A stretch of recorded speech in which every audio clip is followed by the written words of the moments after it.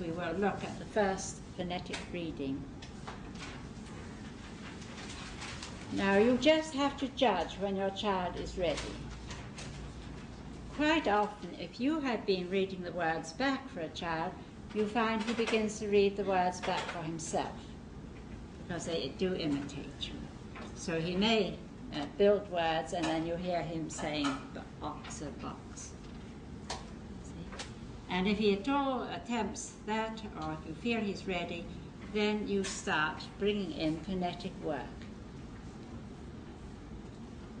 Now, the material has to, again, to be graded. You start with your 2 or 3 letter phonetic words, and all that work is in pink. And the child will need a great deal of practice, and so you're going to bring the same work in several ways so as to maintain his interest. If every 10 days or every 2 weeks you bring in some more work in a different form, he thinks he's getting new work, he thinks he's progressing, and if a child thinks he's getting on well, then he gets on well. You know, then nothing succeeds like success. So you have to give each child a feeling of success. You see, so you do bring in the same work in a new form pretty often. Of course, you don't say, look dear, this is the same work as I've been giving you all along, you'll find it so easy. You say, oh, you've been getting on so nicely, we got something new. And you do need a great deal of material.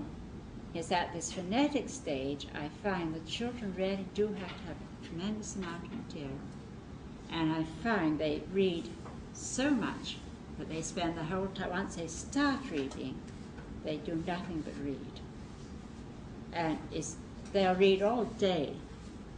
It's quite fantastic. And it's when they do this that they achieve reading so quickly. And it is something that I find is like measles. It goes all around the class. You know, one child begins saying, bat, otter, cop. And they never read silently. They always read at the tops of their voices. And so your classroom becomes a very noisy place. I mean, because children's voices are higher pitched than ours, and you just have to put cotton wool in your ears if you don't like it. But everybody is going into this reading and reading out loud. And that is a very good thing, because the ones who don't get started hear it going on, and the more you hear it, the better. If there's any child that doesn't get started, then you sit down with that child and read with him a little every day until he does. You see, he has to be willing, but you know it's very easy to get any child to be willing if he likes you and you like him. And then that child reads with you for a little bit. There are a lot of children who have been discouraged in life and they don't go forward with the same impetus as the others, so they need that extra help. But you mustn't let anybody escape, because reading is essential. You can't be educated until you can read. So that's what you're being paid to do, is to teach everybody to read at this stage. Now then, you will have to make some reading materials for yourself. I'm hoping to get them published, but until I do, you will have to make some for yourself. But in any case, always in a classroom, there will be writing of one form or another, which you will have to do for the children. So the next thing is, first thing to think about is that the teacher must learn to write really well. Now, those letters I gave you are very simple letters. You must know the right way, where they begin, how to follow through the letters without lifting your pen, you see, and you must learn to write perfectly. It doesn't take very much practice, but you go into the schools now and the writing is sloppy, capital letters in the wrong places or no capital letters, posters put up with incorrect punctuation or no punctuation, and the children see this sloppiness, and this is what they reproduce. It's very, very important that anything you do for the children is perfectly written. You can't write without drawing the lines, so that you know, get your large and your small letters in the right proportions, which can draw fairly big lines.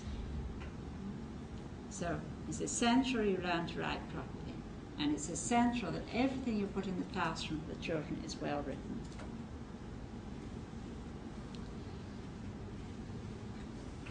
Now, next we ought to think about the size of the writing. And this we find very important. If you give them words which are written in a writing which is too small, their eye hasn't adjusted to that small print, and they have more difficulty with it. On the other hand, if you give them a letter that's too big, it's harder. You don't take in the whole word. If your letters are spread out too far apart, your eye doesn't take them in as a word. So you have to really learn to space your letters correctly and the best size to use. And we experimented with lots of different sizes, and we found that lines of approximately ½ an inch apart was a very good size. And so we do our first writing, the small letters are approximately ½ an inch high. A little less, not more. Then again, we found that when we wrote with a thick pen, it was more difficult to read than when you write with a normal pen. So just a normal, you call those ballpoints? Yes, with a normal sort of ballpoint pen. And I find myself, when I correct a lot of scripts, students' work, if the work is written with a thick pen, you don't read quite as fast. It's harder. You can't read so many. It's a certain type of writing you could go on reading forever. Well now, so you're going to learn to write well. First writing will be approximately ½ an inch between the lines, and you're going to use just an ordinary sort of nib ballpoint pen, not too thick.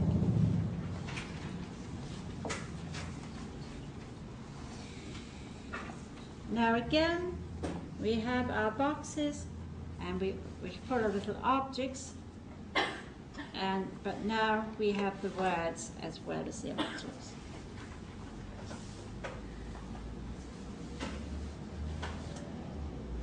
Yeah, I've got a little wig, a top, a tin, a pen, pen, and peg. And then the words written on cards. Don't have the cards too small, because the children, well, they're too small, if they run off the page, they're difficult to read. There must be room for the children to hold them without putting their fingers on the word. Most of my words are probably about 2.5 by 2.5.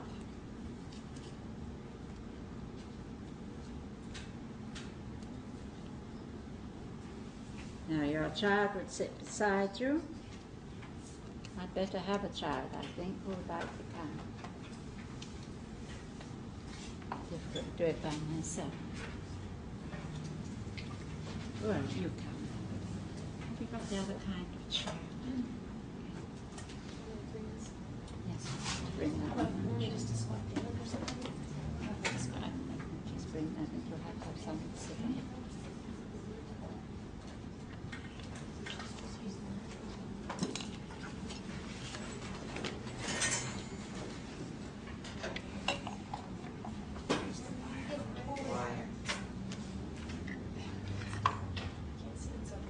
Must remember to bring an ordinary chair in with us.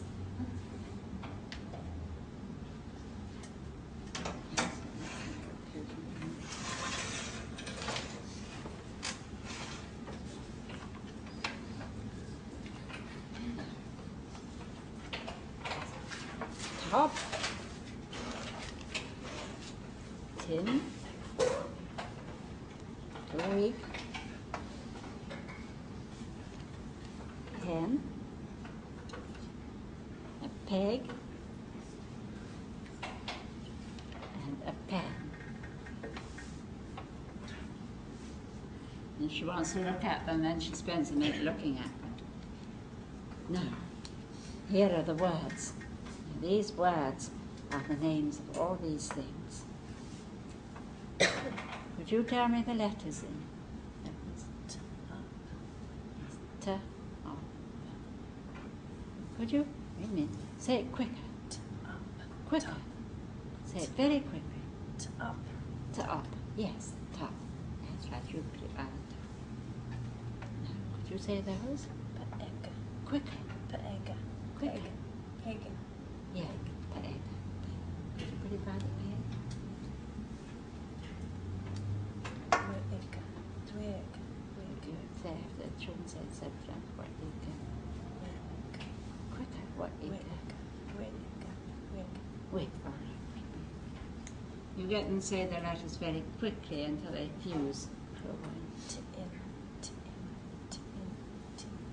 Yes.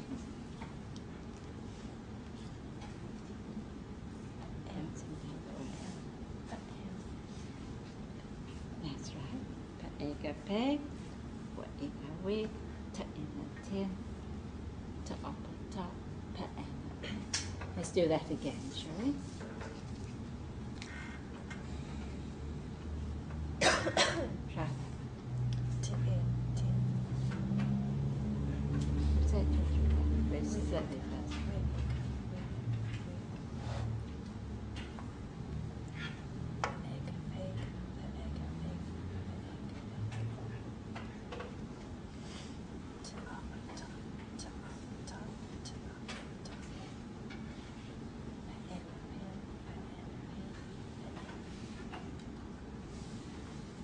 So you just get a... Now, the preparation that has been before this is that you read the words back for the child on the mat. You see, and if you did enough of that reading back to the child when he was building the movable alphabet, then he should be ready to do this. So you get him to sound the word, and then you say it more quickly, until the letters fuse to make the word. Now once he understands, has the idea, then you can show him where the boxes are kept. Again, as many boxes of objects and pictures as possible. And you show him where they are on the shelf, and you tell him he can read all of them.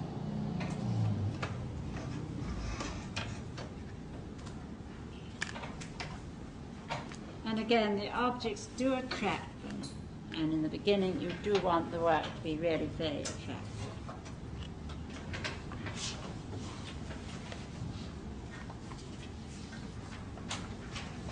It's very exciting when you first find you can read, you know, and the teacher must sort of join in the pleasure. You don't praise them, but you do show that you appreciate what they're doing. Possibly when the mother comes to fetch the child, you say, oh, yeah, Johnny was reading this morning. You know? So that you do show an interest in what is happening. Now, when the children have had those for a little while, perhaps 10 days' time, or perhaps 2 weeks' time, you bring in pictures. You see, mounted on pink, and the names of the pictures are 2 or 3 letter phonetic words. And the matching word cards. And you hardly need to give a lesson. The child knows how to sound the words. So you just let him put the pictures in a row. Here we have bag, pot, egg, rat, top, tub. And then he has the words, and he takes a word and reads ta-upper, top, ta-upper, top. They usually, you find them sounding it out 2 or 3 times. Ta-upper, ta-upper, ta-upper, top. And he reads each word and matches the words to the pictures. On the whole, it's self-corrective because if they make a mistake, then the last word doesn't fit the last picture. But again, you don't want to overcorrect. Just as you're passing, you glance at the work. If he's getting most of them right, well, that's fine.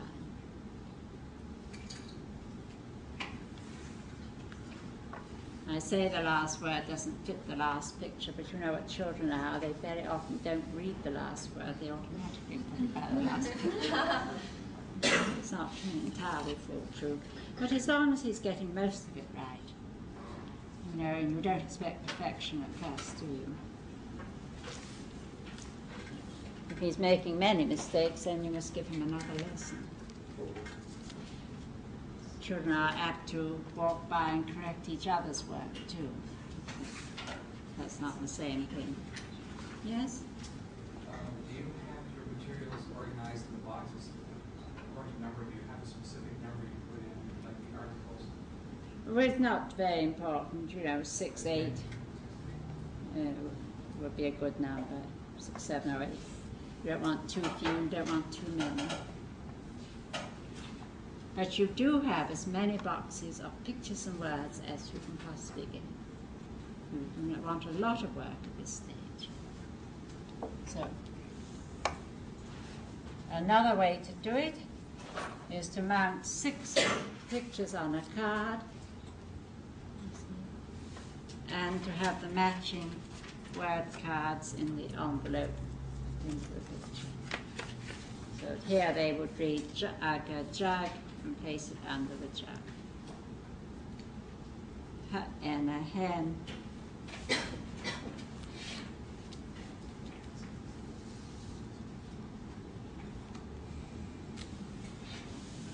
So they just read the words as before, putting the right word under the right picture for us, bus.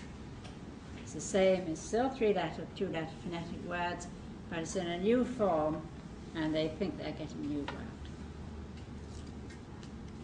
And you can have lots of these. So you would have just a pile of these, so the child had quite a number he could use. He gets all this practice.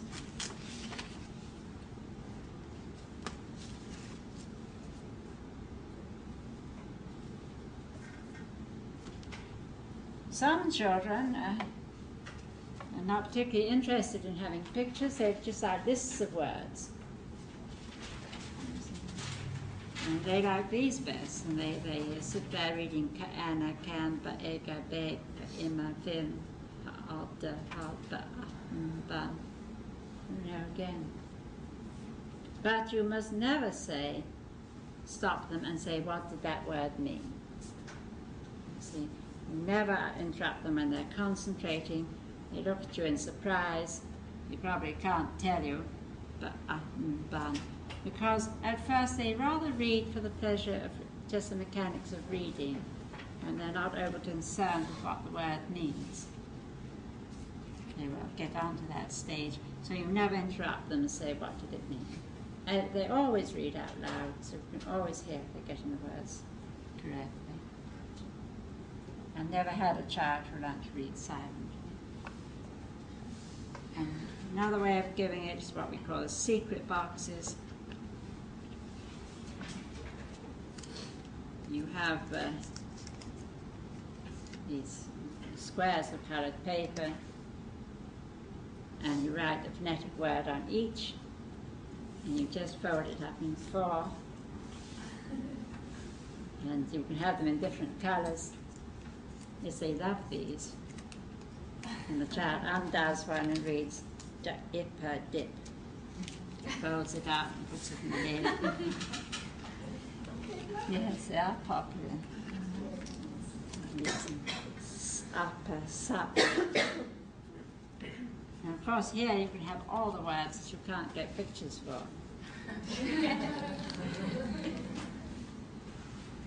Igga, dig. So you can have a few secret boxes.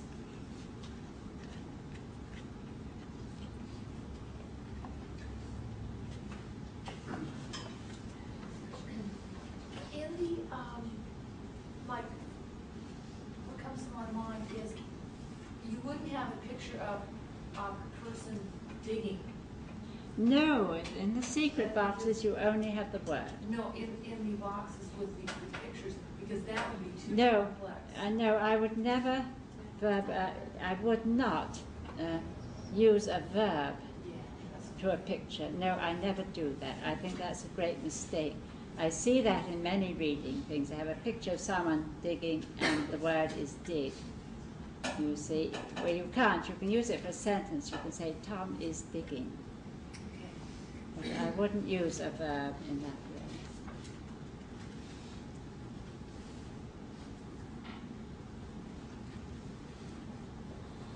Because you can't, it's not something the verb itself isn't what you see, is it? Right. I mean, I think that's a mistake. And they say jumping. You know, so I don't.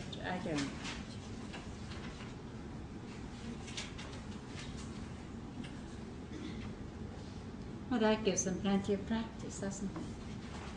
You see. And one child will take to one kind more, some will go on reading secret boxes, they like those best, and some like this best. There's something for everybody.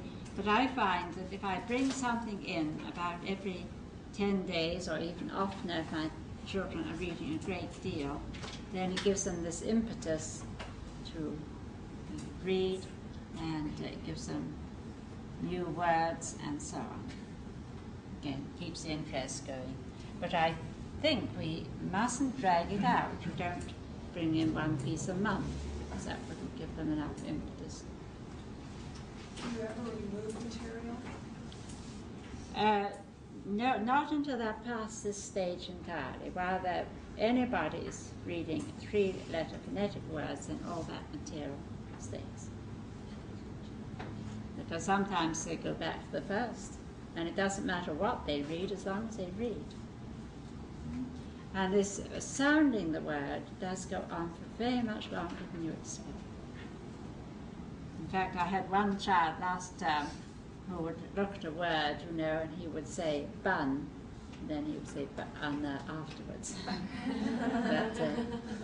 he still went on sounding it. What initiates the initial experience of the reading? Is it the child who says, I want to learn to read? Or Oh no, you are the teacher, and you're there to teach. You initiate it. Different ones at different times? You're going to get every child reading. You don't do it on a mass scale, evidently. No, you do. There are these individual lessons. I mean, we did have a talk on pre-reading exercises. Mainly, I find the most important thing is they come from a home where the parents read to themselves for pleasure, and they see it as a grown-up occupation. You see, and then there's a certain amount, not too much. It's overdone in some homes.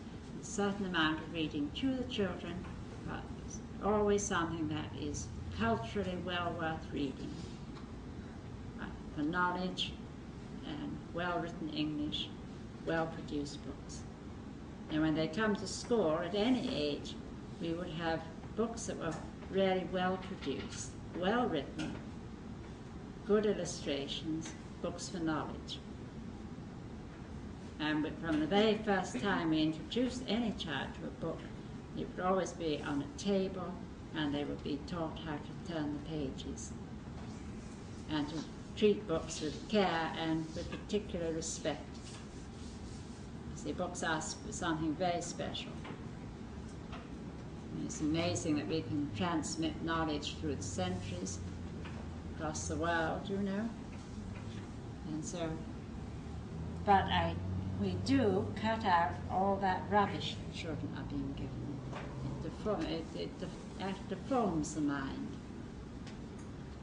And we've got to have a talk on imagination sometime, but we won't do it today.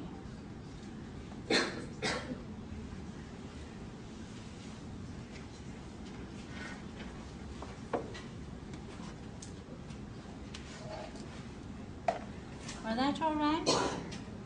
Next, you can introduce sentences. Sentences or phrases. If it's a sentence, it needs a capital letter and a full stop. If it's a phrase, it doesn't.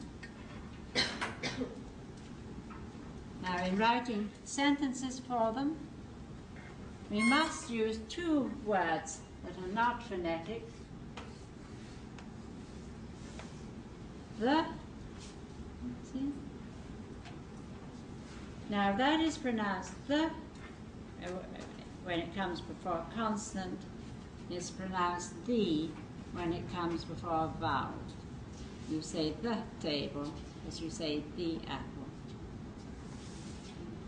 the orange, the axe. Not in San Luis Obispo County.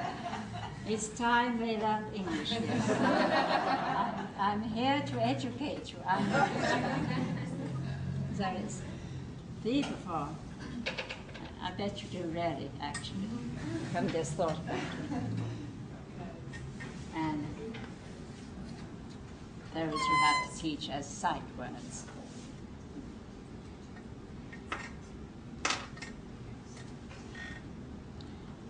Now, again, when you write sentences, they must be sentences that are easy for the children to read.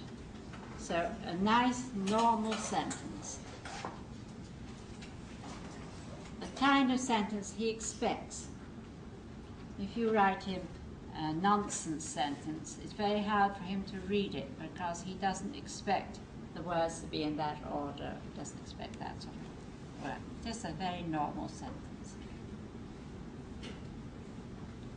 I think I'm thinking of the Sullivan readers again. They're typical of some modern readers, you know. And the first book is written with only the sound in the words. So you get it like, this is an ant am I an ant? Is the man an ant?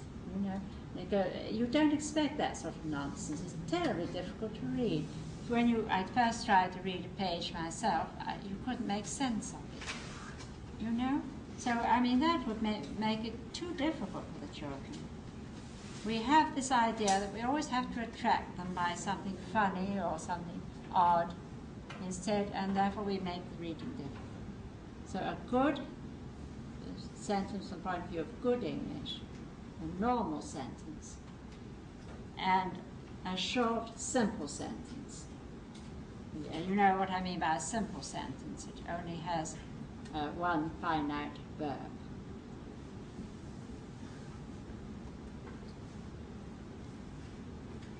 You can use one adjective, but don't use a whole string of adjectives.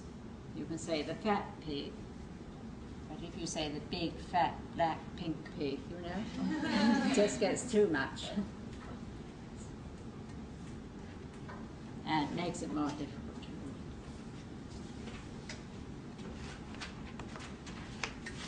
Now again, you can prepare work in different ways.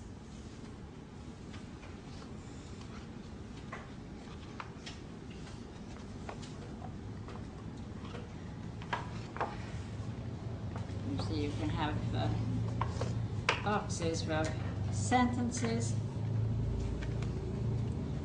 You should just have a picture and a short sentence. See, Tom runs.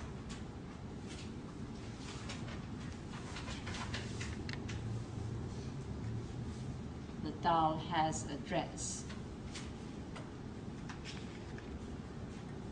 Anne has a pet rabbit.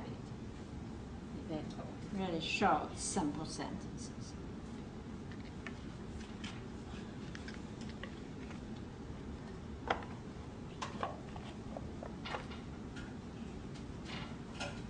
You can make them into a reading box.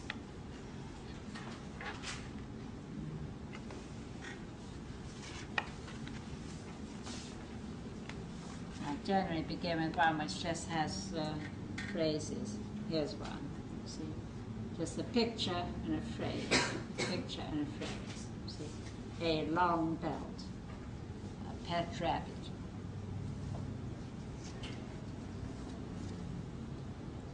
A black clock.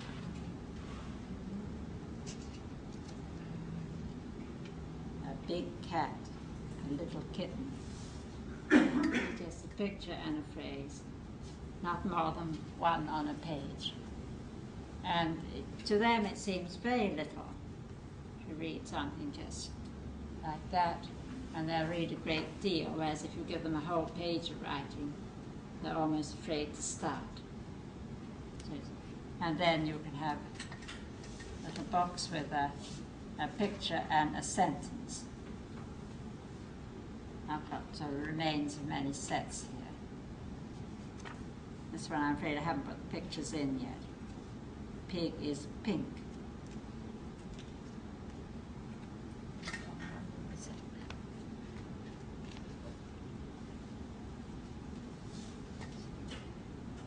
Fat rat, a little kitten. The sun is hot. The hen clucks. Just a sentence and a picture.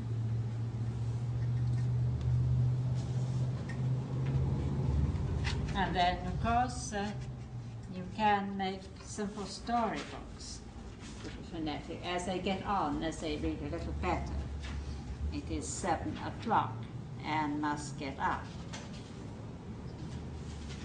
And then it just has a sentence about Anne on each page.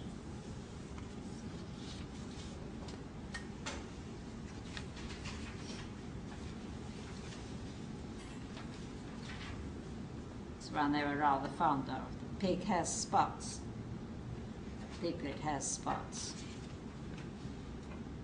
And so on. And then you need to make a lot of these for phonetic readers for them. Some just a sentence and a picture, and some can become a storybook. You know, the same story going all the way through. And then they also like the pictures that are separate. Here I have about half a dozen pictures of a little girl doing different things.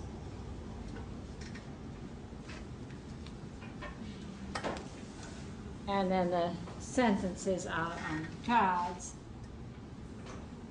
Anne can jump. And now they have to begin to read for comprehension. That will only fit that picture. Anne can skip.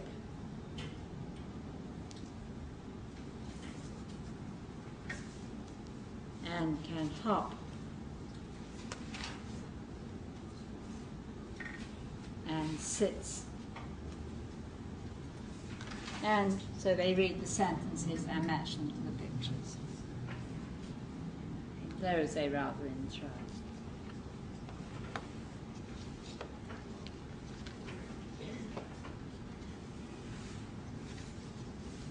When you I should have said too that you must space your words. See, at first, you need to leave a space the size of your finger between the words, because otherwise children are not sure where one word begins and another word ends. So don't write your words too close together. You don't have to go to extremes.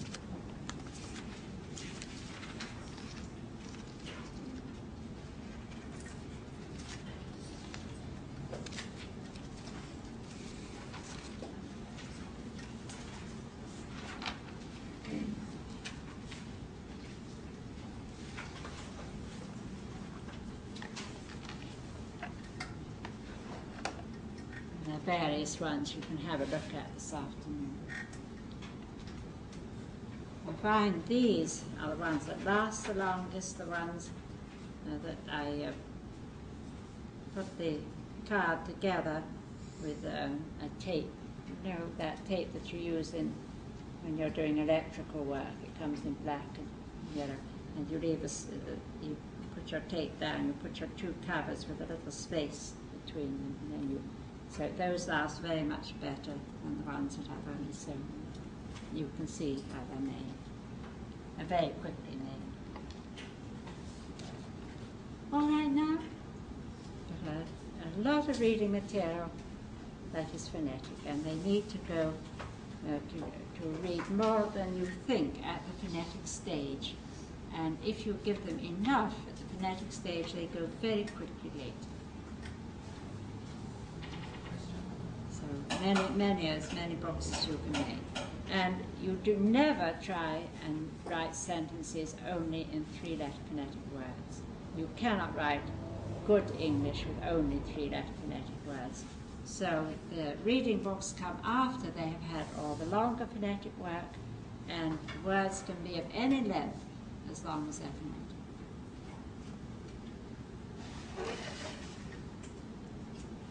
At this time, do you have any books in the room available for them? Anyone? At this time, when you're introducing these books that you've made, do you also have manufactured books that maybe aren't? Oh, yeah, at all times. At all times I have manufactured books, bought before and after and during the reading scheme. Books on all subjects, you see. But if it was if they were reading books, I would choose them very carefully. I would make sure that they were sensible, that they were good English, well written and so on. It's very hard to find reading books that are worth having. Would you ever say to a child now, after they have used these materials for a while, maybe show them that they could read a book, a manufactured book?